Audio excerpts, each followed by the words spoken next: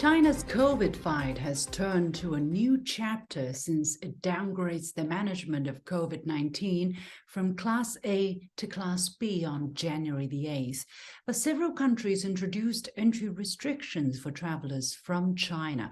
Are these curbs justified? What's Cuba's reaction? And how will China's economy perform after new COVID policy is adopted? I talked to the Vice President and CFO of the New Development Bank based in Shanghai. Welcome to The Point with me, Liu Xin, coming to you from Beijing.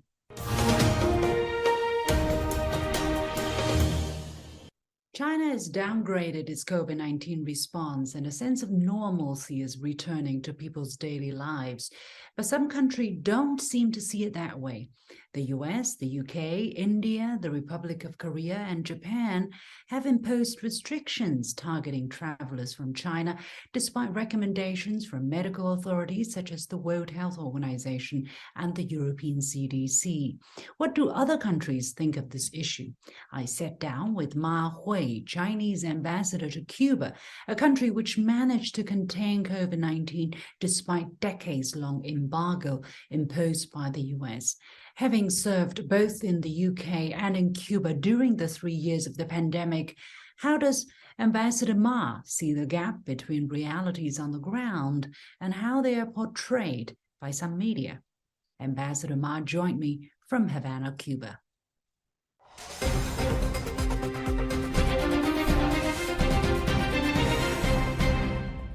Your Excellency, thank you very much for joining us. First of all, on 8th of January, China officially downgrades the control measure of COVID-19 from Class A back to Class B.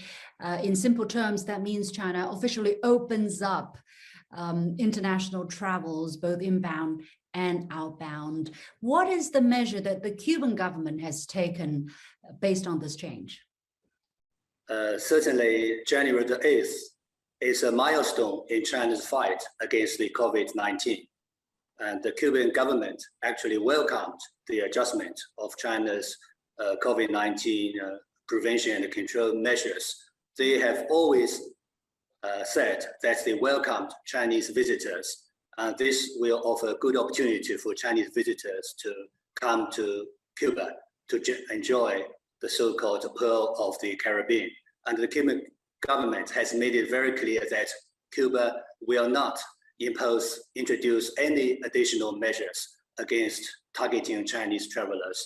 Right now, Cuba doesn't require a PCR negative test or the vaccine certificate, but they will check randomly on arrival.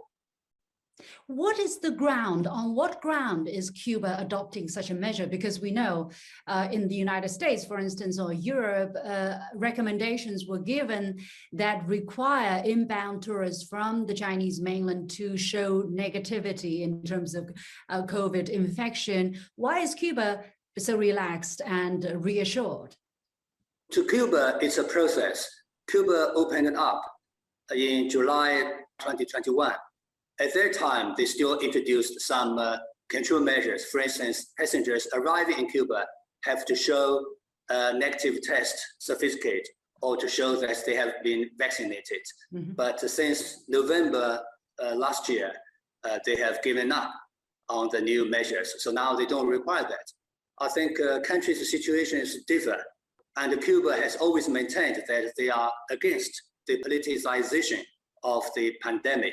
And they adopt measures that to all countries, and they are also against the discrimination on any tourists from any particular country. I don't think it is appropriate for some other countries to impose additional measures, because China's position has always been that for all countries, the COVID-19 control or prevention policies should be based on science, should be based on facts, and especially they shouldn't adopt discriminatory measures targeting any particular countries. And furthermore, they shouldn't politicize or weaponize the pandemic, because after all, the pandemic is a health issue, not a political issue. So I think that's the difference. What is the current status of situation in Cuba? We understand that Cuba also were hit rather strongly by the different waves of infection, but Cuba managed, under embargo by the United States, managed to develop its own vaccines and had a relatively robust based on a robust public health system, was able to vaccinate its population. Basically, as I last time checked, Cuba has one of the highest per 100 population percentage of people boosted with vaccination and with domestic produced and researched vaccines. So what's the current situation among the Cuban population in terms of COVID-19? The current COVID situation in Cuba is pretty stable, and the infection rate is very low. Right now, daily reported cases are between, say, 10 and 30 cases. Of course, not everybody is tested because it's voluntary. And for about 5 months, there has been no reports of COVID death. Of course, it is also a process. Cuba reported its first case in, I think, March 2020, and then there is a wave of infection towards the end of 2020, and again in 2021. Since the middle of the year, say in June, July, August, and September, there was a new wave because of the prevalence of the Omicron variant.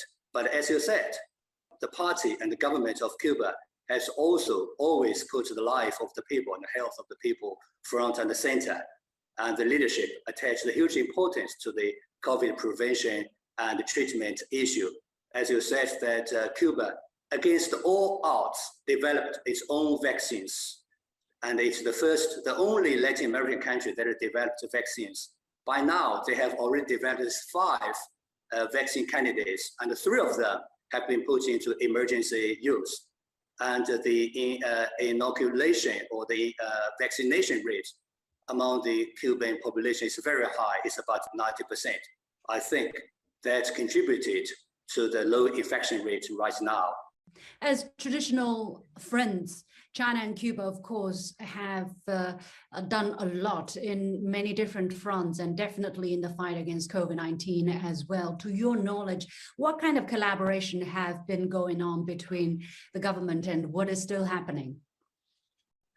I think there is one common point between China and Cuba, that is both our two countries attach huge importance to the life of the people and the health of the people. Hence, we put a lot of efforts into fighting COVID-19. In Cuba's case, of course, they put emphasis on the prevention, on the treatment of patients, and also on the vaccination among its huge population. The two countries have always supported each other. When the COVID-19 first broke out in China, the Cuban leader called the Chinese leader to express their support and offered their material support to China, despite their own difficulties.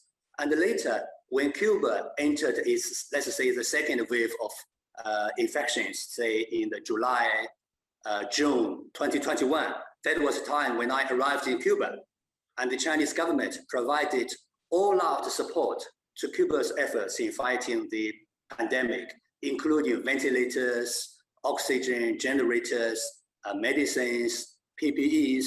So overall, we provided about 9 batches of support with more than 100 tons of supplies to help Cuba fight the pandemic. Yeah. And also both two countries are against the politicizing of the pandemic, yeah, the virus issue.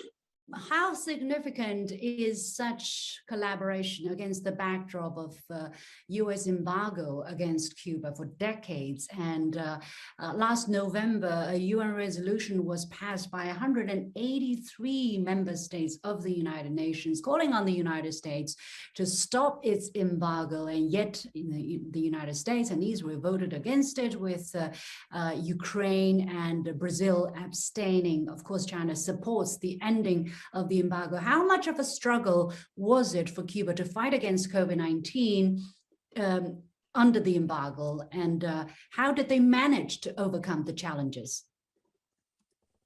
You know that Cuba is not a big country and their resources are limited, and especially the US embargo or blockade has imposed a huge sufferance on the people of Cuba. The Cuban people or the Cuban government say that the U.S. embargo, actually it is another virus that's killing the Cuban people.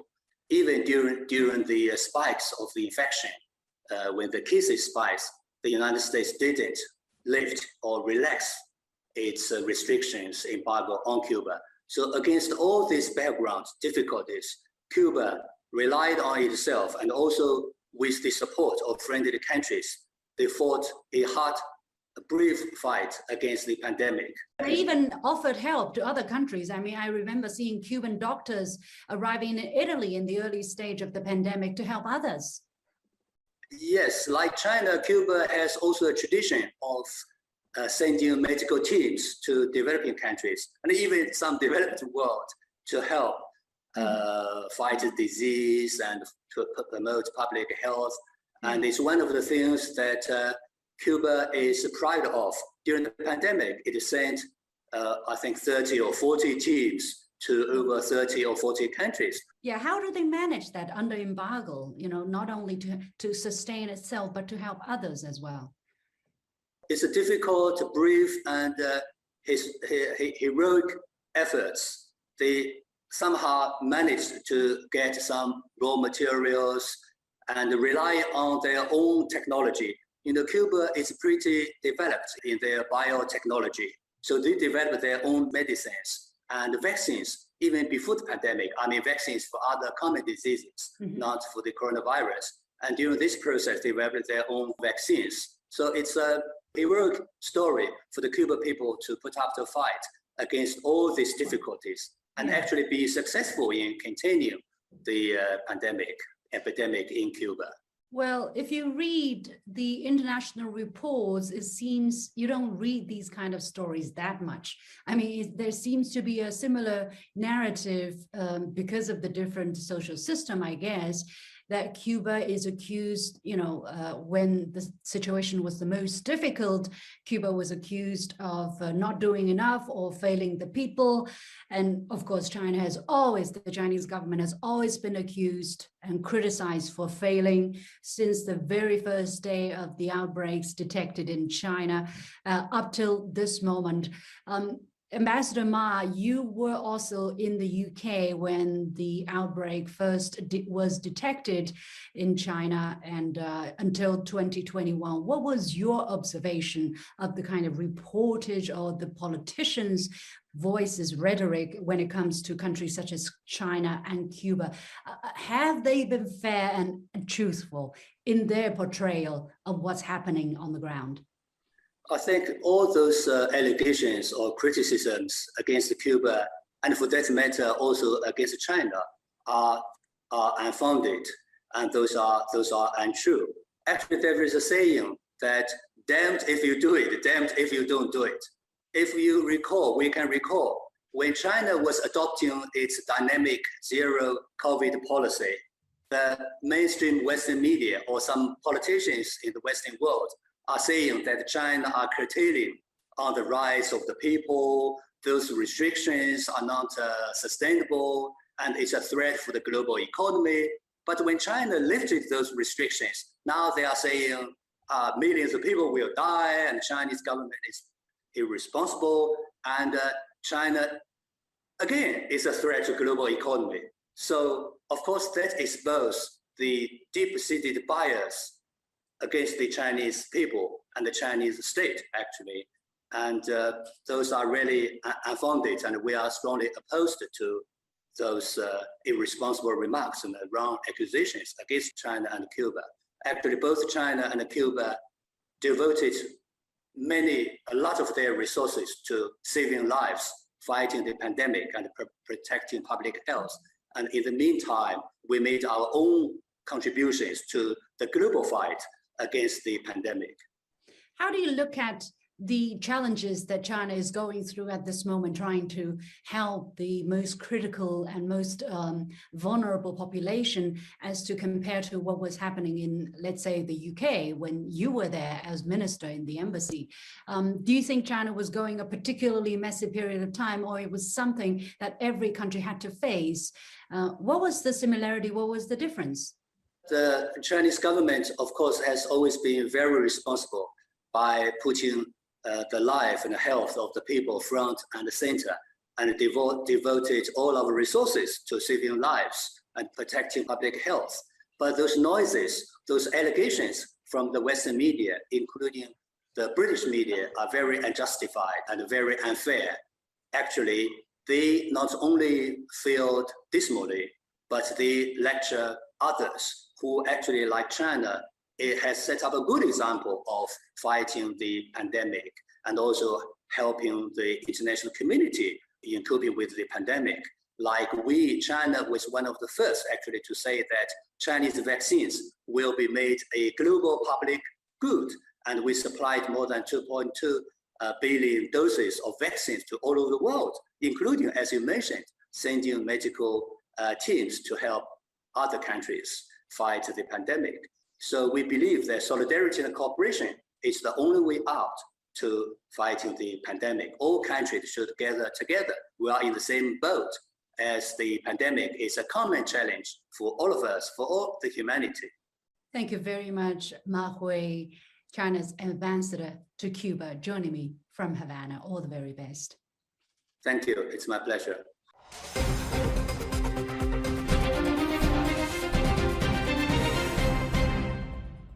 Chinese Ambassador Ma Hui to Cuba. When we come back, I talk to Leslie Marsdorp, Vice President and Chief Financial Officer of the New Development Bank, a financial institution that focuses on the BRICS countries. Stay with us. Facing the unknown is always difficult. In a world in turmoil, it's easy to lose orientation. But when the storms come, we have to see the possibilities, reinvent, find new opportunities, discover a path forward. CGTN, see the difference.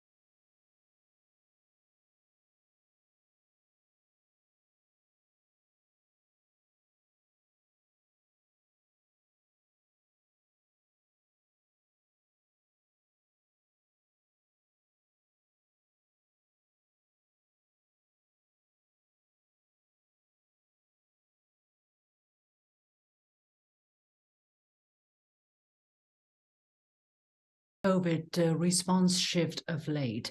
As China's 40-day-long Spring Festival travel rush kicks off, passenger trips during this period are expected to nearly double year-on-year at over 2 billion. Also, in 2021, trade between China and BRICS countries recorded a whopping 40% increase. Will 2023 see an end to the quote-unquote uncharacteristic slow growth of the Chinese economy? How will the BRICS New Development Bank contribute to boosting trade and investment?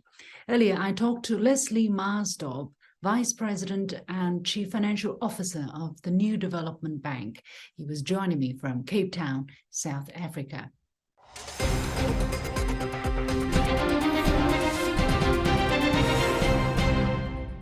Mr. Marsdorp, thank you very much for joining us. And a little bit about the bank. Of course, it was officially opened in 2015. It's headquartered in Shanghai. It was opened by BRICS countries to strengthen cooperation among BRICS and, of course, other emerging economies to supplement efforts by other multilateral and regional financial institutions to boost global development. So based on the numbers that we have seen and the kind of rush into shopping malls, into scenic spots, into tourist destinations, what are the signs you are feeling about the economic activity in the coming quarter, even first half of 2023? I think in general, there's been a consensus, emerging consensus amongst international financial institutions, also the IMF and the World Bank, that the growth numbers for 2023 will be adjusted upwards. I've just noticed that Goldman Sachs, JP Morgan, Nomura, all of these institutions have increased the projected growth for 2023 from around 4.8 to 5.4, some even go as high as 5.6 and so on. So there will be a return to more robust growth in 2023. This will be driven by a number of factors, but the most important lever is for the government to find measures to stimulate business and consumer confidence again. There is a belief that there will be a rebound in consumer confidence because of the pent-up demand from 2022. However, it is important to highlight the road will be bumpy. There will still be a strain on the public healthcare system. There will be increased hospitalization as we work through the pandemic. But overall, the direction of travel is very positive because the economic momentum will return from the second quarter and certainly the rest of the year. So in many ways, people see two halves. First half, weaker growth, and second half, much more robust economic vitality returning.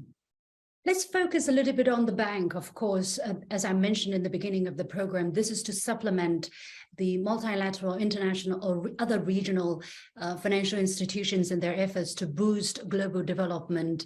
It was started by 5 BRICS countries. Later on, it took on Bangladesh and the UAE last year. And we have 2 more members, which are prospective members, Egypt and Uruguay. So looking back at the last 5 to 6 years of operation, what kind of a journey has it been in terms of both the quantity of projects that the bank has helped funded and the quality of the projects that you have? Has it been a steady rise that is to the expectations of the founders? The New Development Bank has gone through an exciting journey. In 2015, we were a mere startup, as you have just highlighted, backed up by very strong capitalization from our 5 BRICS founding member countries. Since then, we have experienced not just growth, but exponential growth. The bank went from 0 to an approved project list today of $33 billion, a zero start to $33 billion of approved projects. These projects are spread throughout China, Brazil, Russia, India, and South Africa. I think the important point to highlight is that the bank has now reached what I would call more of a steady state, if you like, meaning it will not be exponential growth as what we have seen before, but we are now focused, I think, on 3 or maybe 4 key priorities. The first one is to expand the bank. It was always the ambition to create a global institution, not just 5 BRICS countries, to create a more emerging markets focused institution. So you're going to see a bigger focus on expanding, bringing in more countries during 2023 and beyond. The second big focus is to deepen our focus on climate and to invest more in sustainability. Improving the lives of people today is really about reducing pollution in the air. It's about, getting rid of coal-fired power stations and having more renewable energy. In China alone, for example, we have large solar projects. We have offshore wind projects in the Fujian province.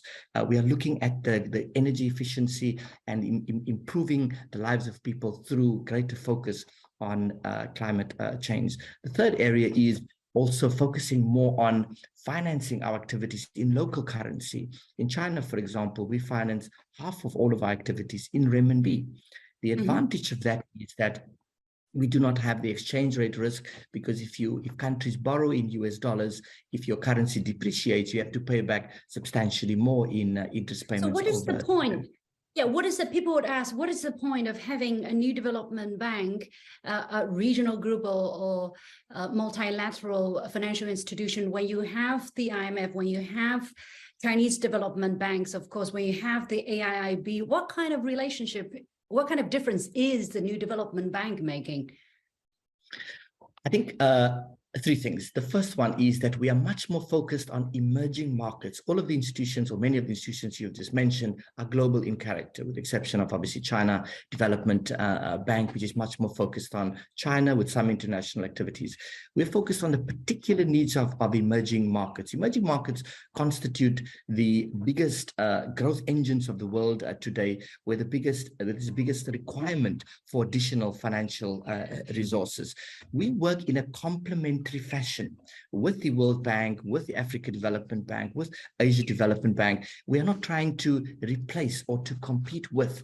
There's a massive demand for new financial resources for development, for new investment in education, in healthcare, and so on. So we were started to amplify and to bring the emerging markets, to give them greater focus and priority.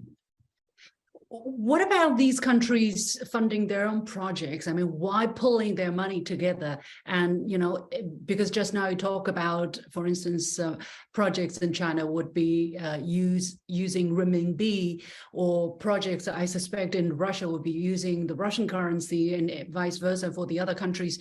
Why pulling their money together when they're actually, you know, also spending in respective countries using their own currency? Yeah. One of the main reasons why multilateral development banks play such a critical role in member countries is that they have high credit worthiness.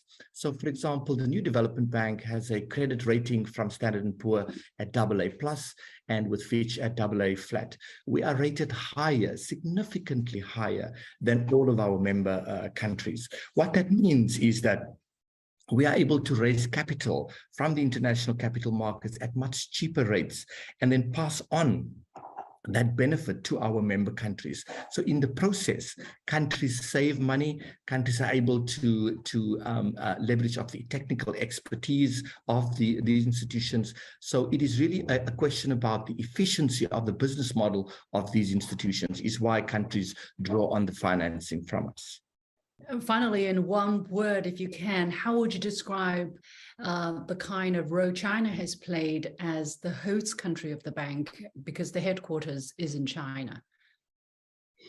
We have, if you not seen it yet, a magnificent headquarters in Pudong, a 30-story building, which the host country, which China has provided for us. We're hoping this year and going forward to, if you like, use this building really as a hub for international institutions in China. This building, the headquarters of the bank, is one of the greenest buildings in all of China. It has platinum environmental sort of standards in terms of the energy efficiency and all the sort of latest technologies that have been introduced. So we have, as an international institution, we are one of the only ones headquartered in Shanghai. We have only had the best of experiences living there.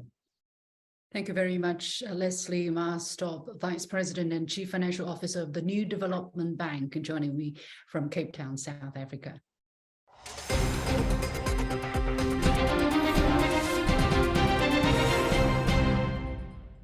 Leslie Ma-Stop, Vice President and Chief Financial Officer of the New Development Bank. With that, we come to the end of this edition of The Point with me, Lu Xin. On behalf of the whole team, thank you for watching. You've got the point.